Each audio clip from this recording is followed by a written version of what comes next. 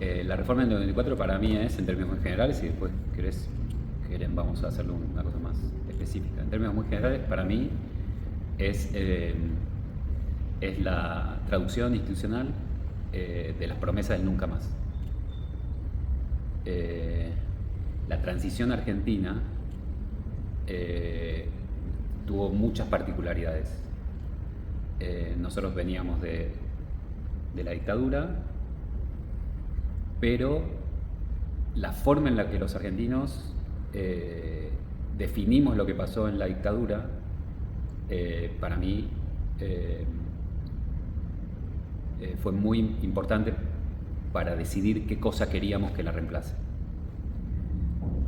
Por muchos motivos que si quieren después podemos charlar, los argentinos definimos lo que pasó en la dictadura como una violación masiva y sistemática de derechos humanos, cosa que es rara en el sentido de que se podría haber definido de cualquier otra manera esa dictadura. De hecho, lo que pasó obviamente era diferente, pero lo que pasó en Sudáfrica o en Chile o en Brasil o en Uruguay o en la Unión Soviética o Europa del Este o qué sé yo, también eran dictaduras. Pero el diagnóstico que hicieron de esos regímenes fue diferente al nuestro.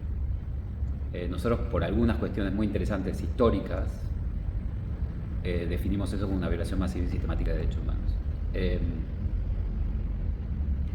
Y entonces eso hizo que, interesantemente, no era ninguna necesidad, ahí fue el milagro de la emergencia del liderazgo de Alfonsín y el grupo de gente que trabajó con él.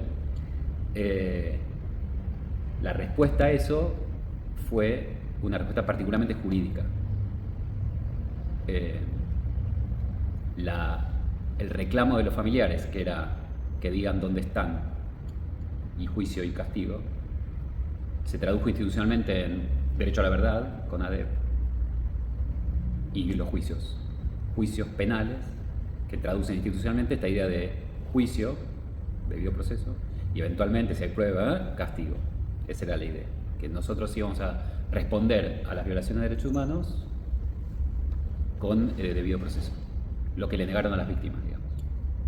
Porque nuestra diagnóstico en ese momento era que el problema había sido la denegación del debido proceso. Si hicieron algo, matar, secuestrar, robar o lo que sea, lo que tendrían que haber hecho contra los sospechosos de hacer eso es simplemente llevarlos a juicio. Y no hicieron eso.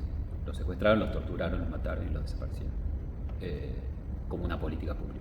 Entonces, ok.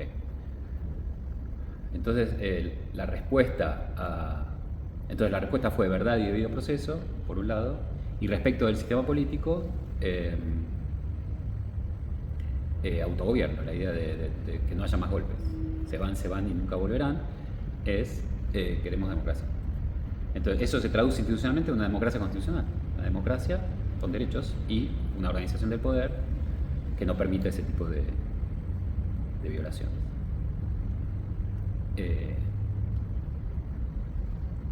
A eso se le suma la idea de que nuestras dictaduras tienen unas características, digamos, que estaban vinculadas con la concentración de poder, la anomia. Nino mencionaba los 4 jinetes de la apocalipsis, que eran básicamente concentración de poder, anomia, corporativismo y igualismo ideológico, pero básicamente la concentración de poder, que era la forma en la que en el 19 nosotros salimos de la anarquía, yo diría la Constitución del 53 concentra poder a propósito, era un proyecto político que iba por ahí.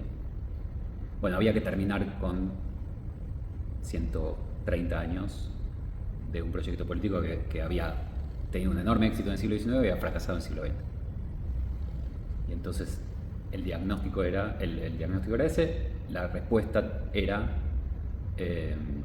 terminar con la concentración de poder, en términos políticos con el hiperpresidencialismo, ir a un sistema de más frenos y contrapesos.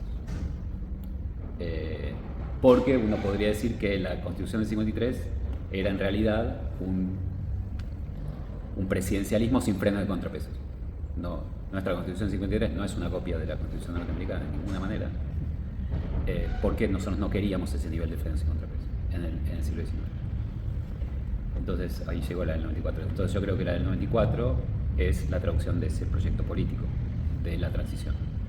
Una constitución que atenúe el hiperpresidencialismo y ponga en el centro del sistema jurídico político a los derechos. Y respecto de mi métier, los jueces, juezas, abogados y abogadas, necesariamente, como la foto del juicio, necesariamente adquieren un protagonismo político que en el sistema anterior no tenía. Entonces ahí tienen ustedes la Constitución del 94, la reforma del 94. La multiplicación de actores políticos en la Constitución que se ¿cómo se llama?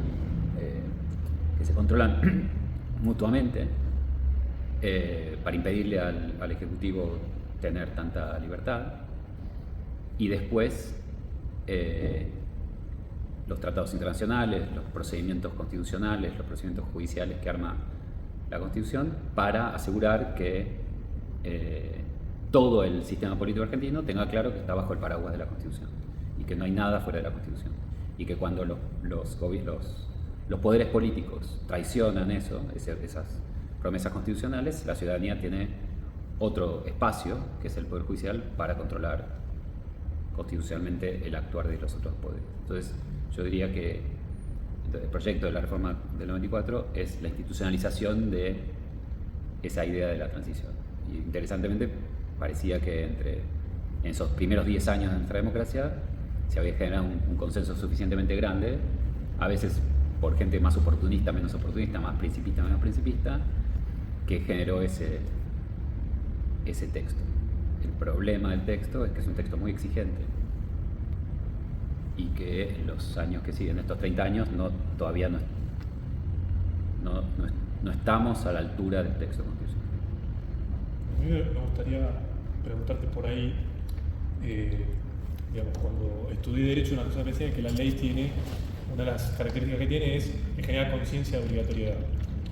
Y en línea con esto último que vos mencionabas de la exigencia que requiere que fomentó la Constitución del 94, si vos no considerás que a pesar de todo el plexo normativo hay una sensación de anomia en la sociedad producto de esto. Sí, yo creo que sí, yo creo que hay una sensación de anomia todavía. La pregunta es ¿por qué?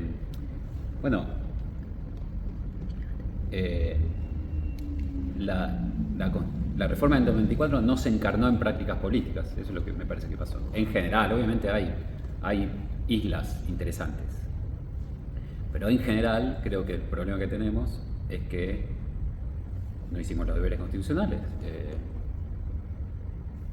Qué sé yo, la figura de jefe de gabinete está desdibujada, está mal reglamentada. No tenemos procurador general y a nadie aparentemente le preocupa que no está la persona que la Constitución dice que tiene que llevar adelante la política criminal del Estado Nacional.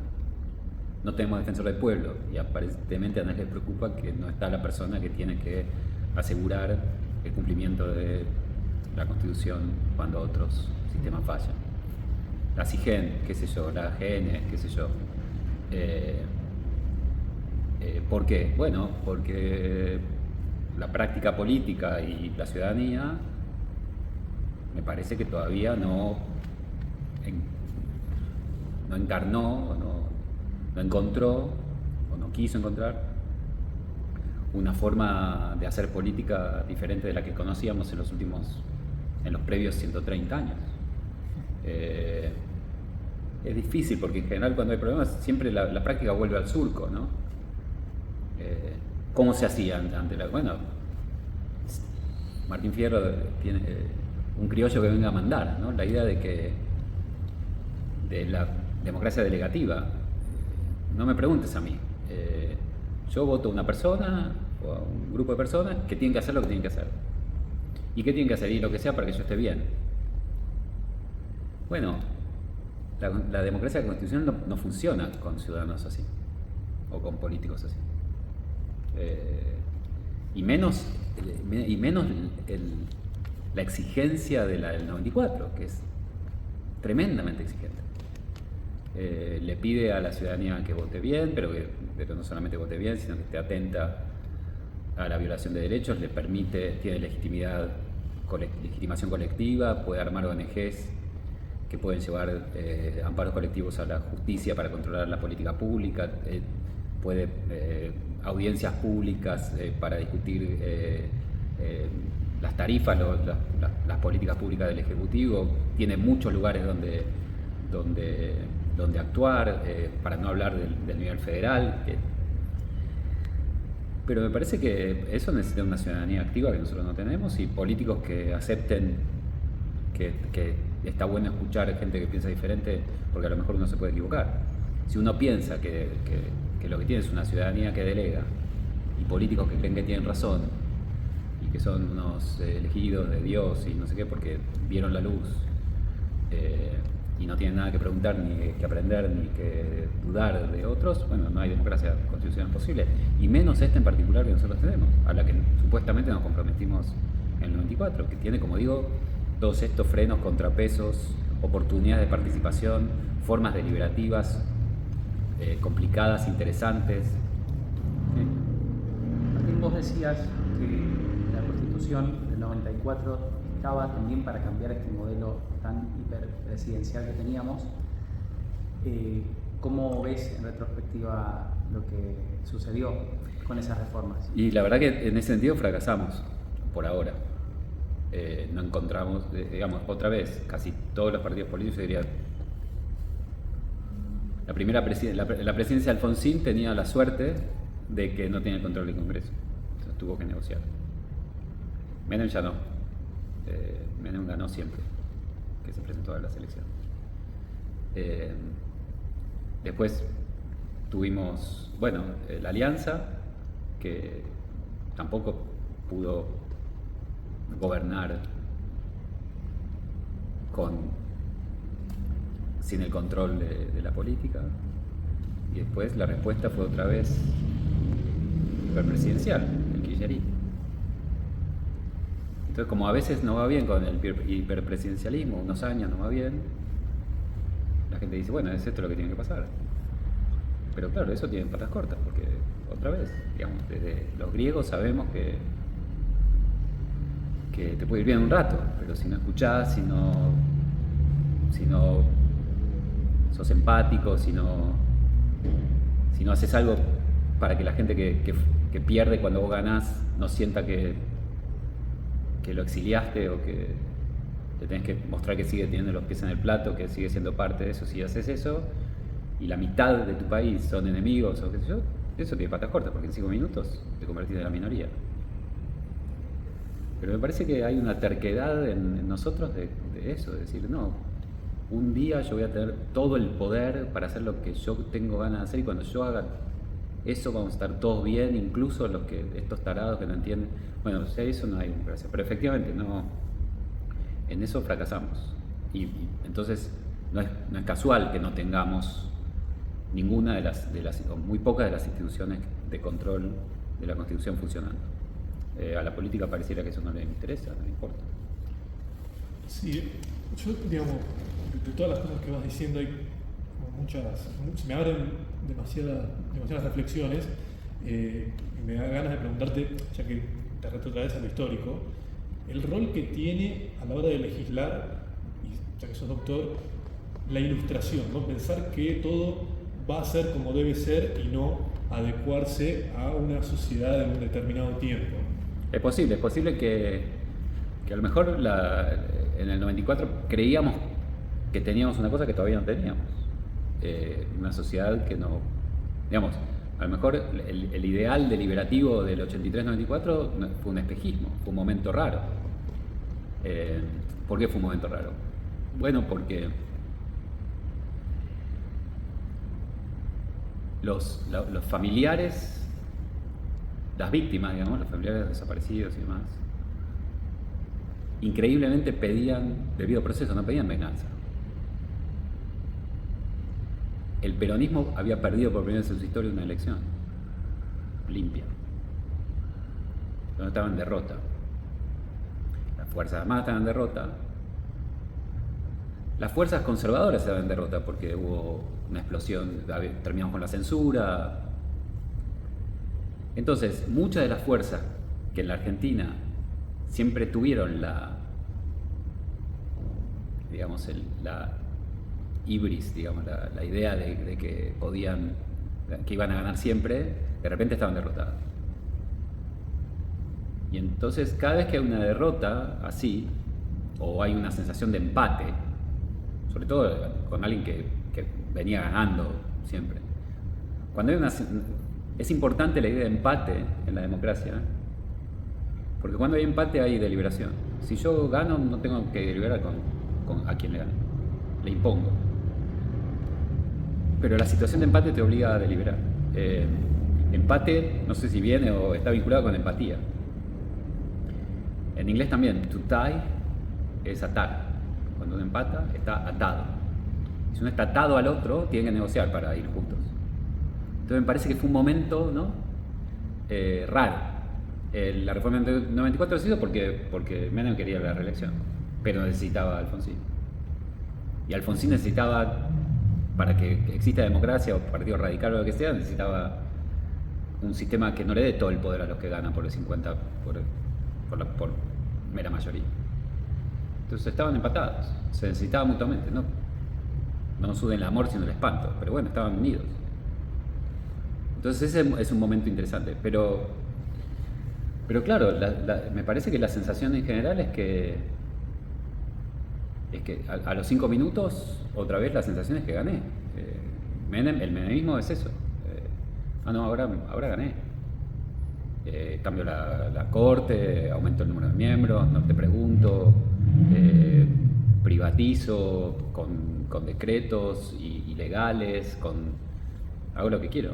¿Por qué? Porque tengo la mayoría y porque tengo razón y ustedes son unos idiotas. Y lo mismo con el kirchnerismo. Y me parece que ahora estamos viendo otra vez lo mismo, una vez más. Martín, ¿cuáles son las consideraciones más negativas que tenés acerca de los cambios que se produjeron en esa reforma? Porque de alguna manera ahora nos presentaste una visión bastante positiva y de hecho hasta te diría como que todavía tenemos mucho por lograr para estar a la altura de lo que se escribió y de lo que se hizo. ¿Crees que hay alguna cuestión negativa que se introdujo y que tal vez en una futura reforma debiéramos cambiar? Bueno, lo que yo vengo diciendo a lo mejor también puede ser visto como una crítica, ¿no? En el sentido de que a lo mejor se pasaron de rosca, ¿no? De pensar si este era el momento para semejante cambio, ¿no? Y hay algunas cosas que dejaron como muy abiertas, la coparticipación la dejaron muy abierta, el Consejo de la Magistratura, sí, la dejaron abierta. Pero, por ejemplo, el Consejo de la Magistratura es un problema, qué sé yo, para dar un ejemplo. ¿Por qué pienso que es un problema? Porque ahí quisieron juntar dos instituciones virtuosas, que son el examen de idoneidad para ser jueza, y también la legitimidad política. Entonces, hoy para ser juez o jueza tenés que pasar un examen y una entrevista, ¿no? Y el Consejo de la Magistratura hay mezcla de supuestamente técnicos, jueces, juezas, abogados, abogadas, y legisladores, y gente que viene de la política. Y ahí lo que pasó es que la política se tragó al sistema. Y entonces, interesantemente, como, entre comillas, politizamos la forma de elegir jueces, se politizaron las corporaciones que están en el Consejo de la Magistratura. Entonces, ahora la política está interesada en las elecciones del Colegio de Abogados, está interesada en las elecciones de la Facultad de Derecho, está interesada en las elecciones de la Asociación de Magistrados. Entonces, de repente, en vez de profesionalizar la selección, se politizó en este sentido partidario, digamos, la selección. Ahora, ahí eso es interesante, tengo un minuto, sí. Y es que y es que la idea de que vos puedas examinar a los que entran supone la idea de que los jueces, las jueces, los abogados y las abogadas sabemos identificar cuándo una persona puede ser un buen juez. Y la verdad que no sabemos eso. No tenemos ejemplaridad. Si a mí me preguntan, si a cualquiera de mis colegas, creo yo, hoy le preguntas quién es el mejor abogado o la abogada de la Argentina, no saben. ¿Quién es el mejor juez, la jueza de la Argentina? No saben. No saben por qué. Bueno, básicamente porque no tenemos un criterio común de qué quiere decir eso. Y además no los conocemos porque no los vemos. No vemos el resultado de eso. El resultado en general no es bueno. Pero no sabemos qué hacen ni cómo trabajan, quién trabaja bien, quién trabaja mal, no sabemos. ¿Y qué quiere decir trabajar bien y mal? Entonces, ¿cómo vamos a hacer para tomar examen? ¿En virtud de qué? Entonces, esas ideas de la Constitución suponen que teníamos ciertas prácticas políticas, jurídicas, sociales que tendría una sociedad madura que creo que no tenemos. Digamos, presidentes que van a nombrar jefes de gabinete importantes, con peso político y capaces de administrar el Ejecutivo y capaces de ser una válvula de escape cuando sea una crisis. ¿Qué presidente quiere un jefe de gabinete así? En la Argentina. No quiere ni un vicepresidente así. ¿Quién en el gobierno quiere una SIGEN fuerte, una AGN fuerte? ¿Quién en el Poder Judicial quiere entregarle el poder de la política criminal al Ministerio Público Fiscal? Si hoy tienen, o muchos son jueces de instrucción que tienen ese poder, ¿qué juez se lo va a entregar? ¿Qué provincia va a entregar, va a sentarse en una mesa a negociar la coparticipación federal? Si alguna va a tener que entregar un puntito para armar algo más o menos razonable. ¿Quién va a volver a su provincia diciendo que negoció una ley de copa donde entregó un puntito de su provincia? Digamos, el nivel de conciencia democrática o constitucional que tienen que tener los argentinos, las argentinas, para llevar adelante esta constitución es, a veces la metáfora que yo hago es: nos compramos una Ferrari Testarossa porque nos encantaba y esa era la forma en que íbamos a andar más rápido. Pero toda la vida manejamos un auto con 3 velocidades al volante. Y claro, agarramos la Testarossa y la reventamos contra las paredes porque no sabemos cómo se maneja.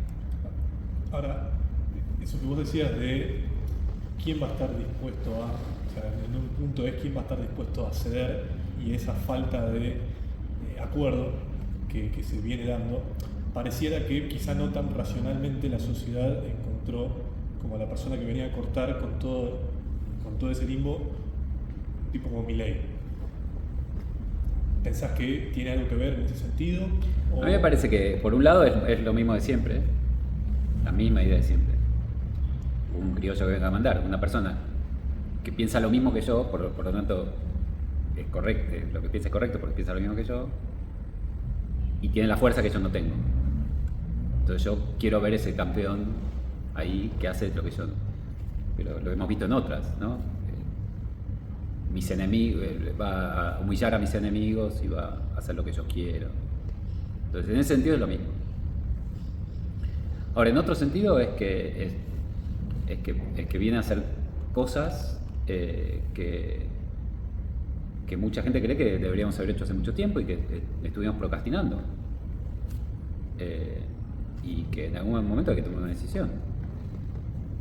Pero yo, la verdad, te digo, yo no veo mucha diferencia.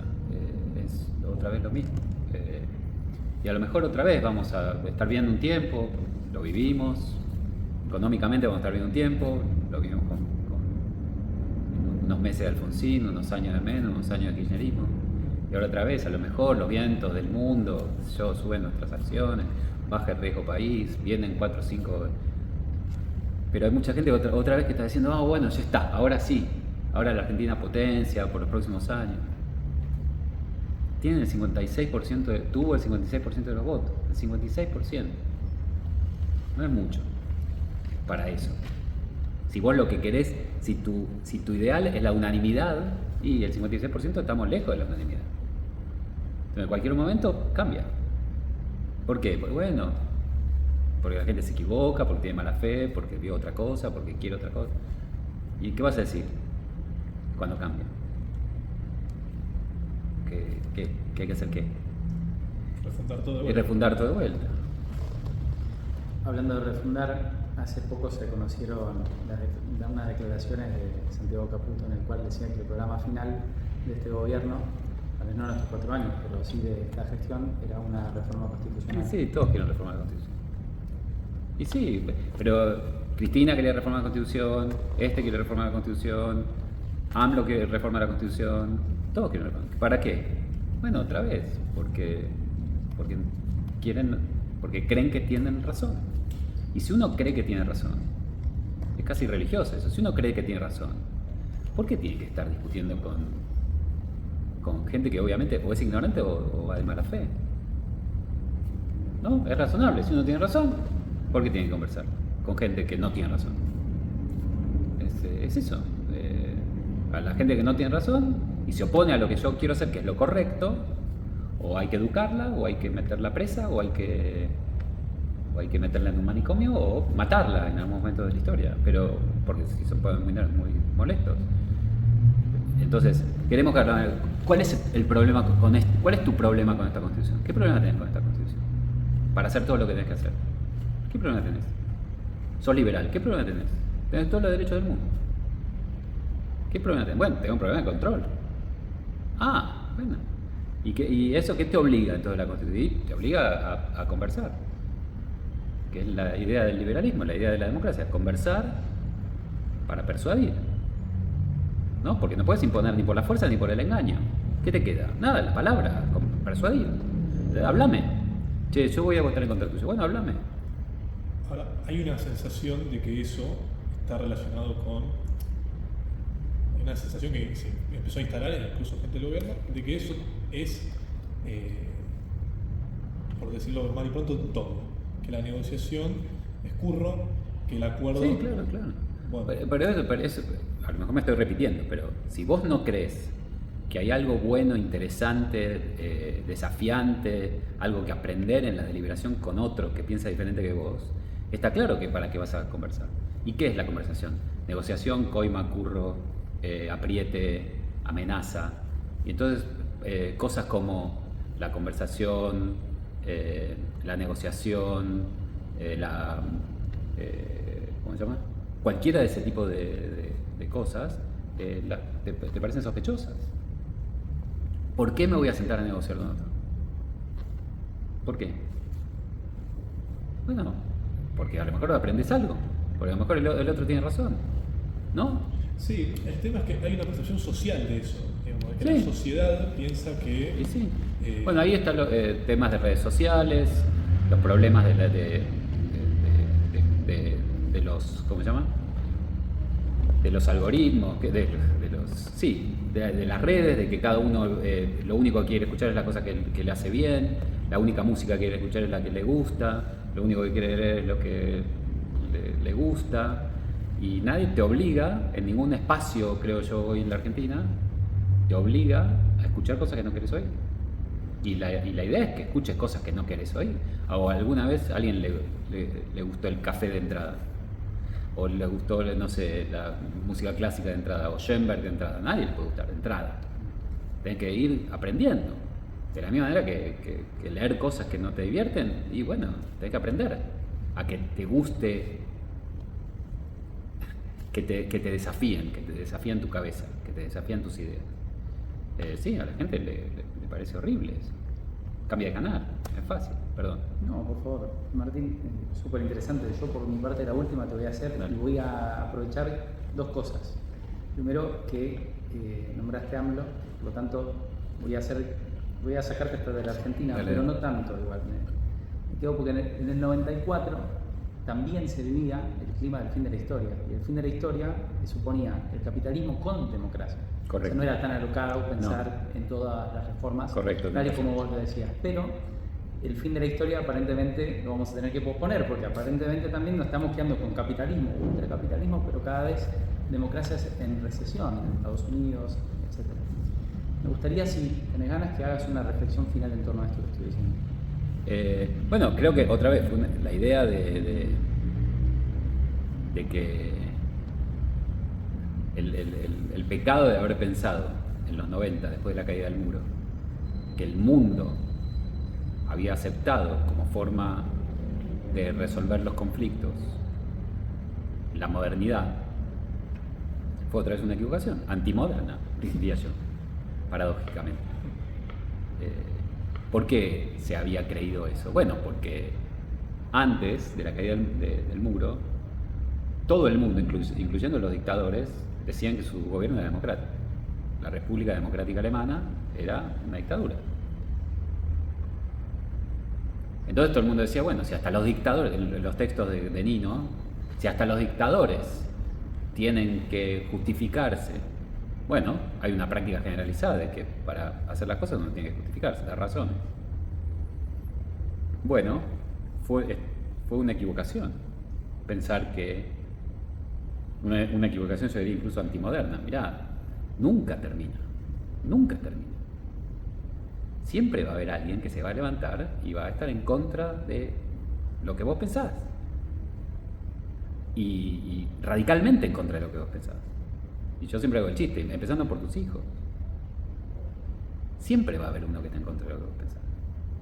Entonces no podés decir, bueno, ya está, ahora estamos todos de acuerdo que la única manera de discutir es con la democracia constitucional, el capitalismo, los principios liberales, y ya está, todos están de acuerdo. Mirá, más o menos. Porque tenés no sé cuántos miles de millones de pobres, y van a levantar la mano y decir, ¿por qué yo? ¿Y yo qué? ¿Yo dónde estoy? No, esperá que ya te va a llegar. Dentro de 3 generaciones te va a llegar a los indios, a los chinos, a los argentinos pobres, a los latinoamericanos. Tranquilo que ya va a ir llegando. Mirá, tranquilo, nada, yo me muero dentro de 10 años, yo quiero ahora.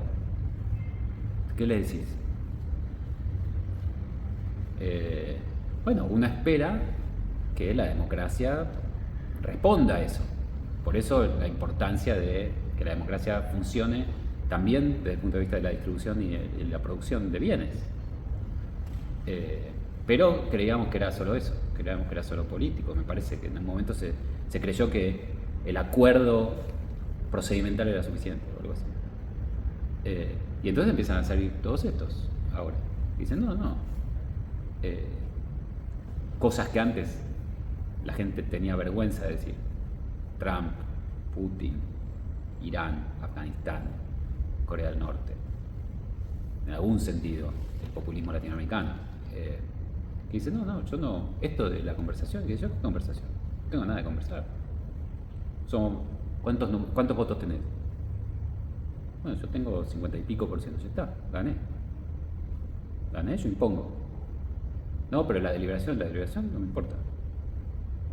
Y entonces ahí hay una discusión bien de fondo, súper de fondo.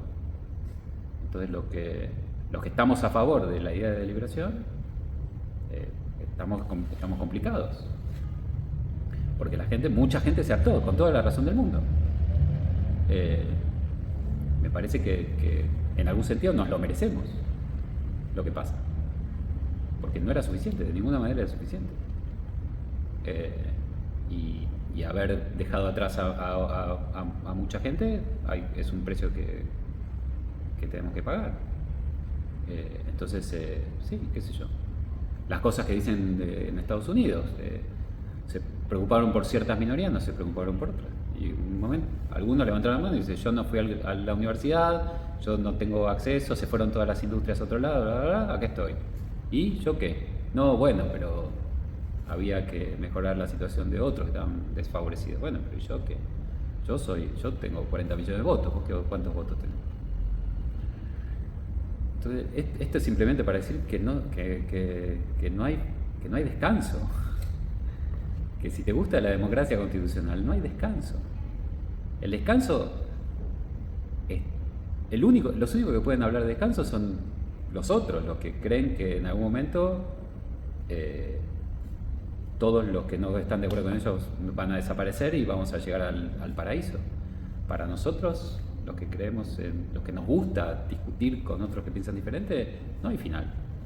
Es una larga discusión. Y la propuesta es que hay que disfrutarlo eso.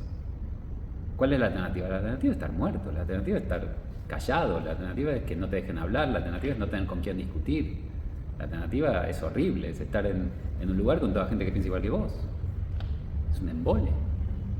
Es como estar solo. Si estás con todos que piensan igual que vos, es como estar con vos solo. Entonces me parece que es abrazar la diversidad, es decir, che, qué bueno que hay un tipo. Che, tráiganme más gente que piensa diferente que yo. Todas las grandes civilizaciones se hicieron en cruces de caminos. Atenas en un cruce de caminos, Roma en un cruce de caminos, Florencia, Venecia, París, Londres, Nueva York, Buenos Aires. Cruce de caminos. ¿Qué quiere decir eso? Gente rara, junta, que tiene que vivir juntos. ¿Y por qué eso genera algo bueno? Bueno, porque supuestamente si logran armar un buen procedimiento, lo que sucede es que se toman mejores decisiones porque hay más información, hay más puntos de vista, hay más argumentos. Entonces la sociedad esa toma mejores decisiones. Si vos no investigás, si vos no crees en la verdad, si vos lo único que crees en que hay una sola verdad, no escuchás a los que piensan diferente, no escuchás ideas diferentes, vas a decidir mal. Vas a decidir mal. Cuando Rusia iba a pasar por encima de Ucrania.